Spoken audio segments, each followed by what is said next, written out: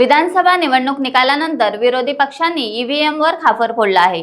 यात अपक्ष उमेदवारही मागे नाहीत। श्रीवर्धन मतदारसंघातील अपक्ष उमेदवार राजाभाऊ ठाकूर यांनीही आपल्या पराभवास ईव्हीएमच जबाबदार असल्याचा आरोप केलाय। या संदर्भात त्यांनी रायगडचे जिल्हाधिकारी किशन जावळे यांना निवेदन दिलंय। ईव्हीएम बाधित उमेदवार पक्ष यांना एकत्र करून आंदोलन छेडण्याचा इशारा ठाकूर यांनी दिला आहे।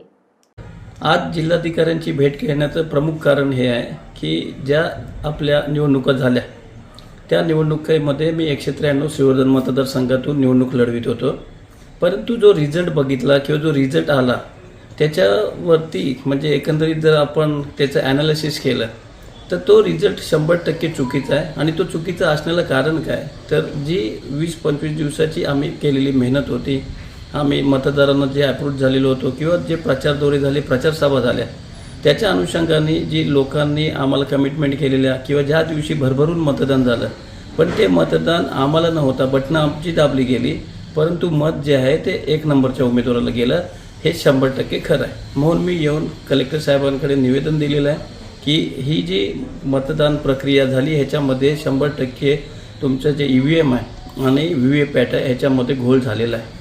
त्याच्यासाठी मी प्रमुख पक्ष जे आहेत आणि जे ईव्हीएम बाधित झालेले उमेदवार असतील, प्रमुख पक्ष असतील, त्यांचे प्रमुख यांना एक त्यांच्या जाहीर आवाहन करणार आहे, जनतेला जाहीर आवाहन करणार आहे, जी लोकशाही मानणारी जनता आहे त्यांना जाहीर आवाहन करणार आहे आणि आम्ही रस्त्यावर उतरून आंदोलन करून आम्ही पुढचं जे नेतृत्व आहे ते करणार आहे। टाइम्स डिजिटलला लाईक करा, शेअर करा, सबस्क्राईब करा आणि बेल आयकॉन दाबायला विसरू नका। Times digital.